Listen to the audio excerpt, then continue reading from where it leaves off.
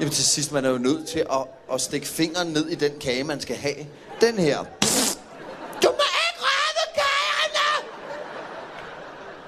For det er en regel. Og det har ungerne styr på. Det er derfor, man ansætter så unge mennesker, fordi de kontrollerer og håndhæver reglerne, som har erstattet vores serviceniveau. Der er ikke længere noget, der hedder, at vi tager lige stilling til, hvad den kunde har behov for. Nej, der er regler. Caféerne, restauranterne, butikkerne, de vedtager, sådan her gør vi, sådan her gør vi ikke. Og der er ingen smidighed, der er ingen undtagelser, sådan er det bare. Og så kan du ellers have vundet 16 milliarder i lotto, og tænke, jeg smutter der lige ind og straffer tøjeksperten, og lægger for 3 millioner kroner jakkesæt på disken. Og så tænker du, så kan der godt tillade mig lige at spille lidt krammerpål her og sige, ved du hvad, så kan der også godt forære mig sådan et par sokkeletter i tidens tern. Bum. Og der skal du altså stå og kigge på en eller anden umoden akneblødning med sølvkæde og stram t-shirt, der i ramme alvor siger, problemet er, at det må jeg ikke. Det må du ikke. Lille skat dog. Spurgte jeg, om du ville med på æblerov i præstens have. Hvad fanden foregår der? Gider du hente den voksen? Jamen, de må ikke tænke selv. De må håndhæve reglerne. Det er derfor, man ansætter de der børn i tøjbutikker, man kan høre. Lige så snart man kommer ind, så kan man høre der. Så vil du sige til, at der er noget, jeg kan hjælpe med. Og den skærer mig i nerverne som en rusten kniv hver gang. For hvad fanden skulle du dog kunne hjælpe mig med? Jamen, jeg hader den der sætning. Ikke mindst fordi den bare er triviel. Man får den hver gang, man er lige gået ind i butikken. Ding dong, så må du bare sige.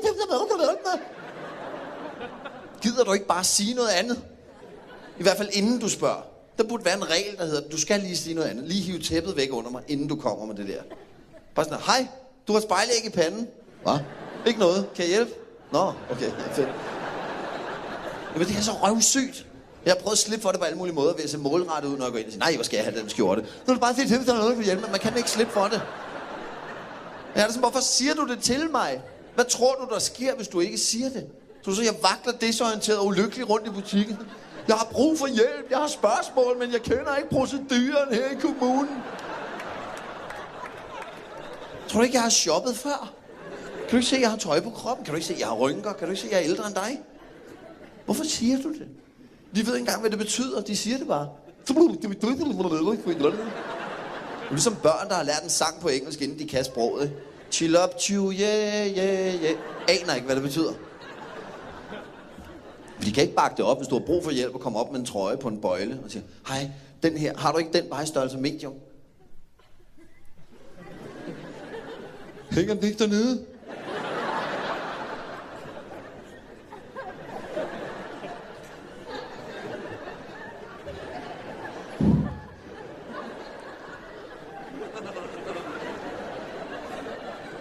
Jo.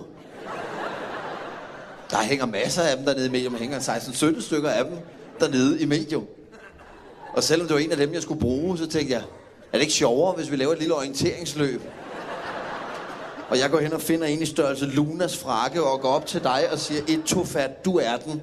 Har du den her derhjemme i medium? Nej, Mongollers, den hænger ikke dernede. Og selv i den situation får du stadig ingen hjælp. For knægten står og kigger på dig og siger, hvis ikke den hænger dernede, så er jeg ikke sikker på, at jeg tror, jeg har den.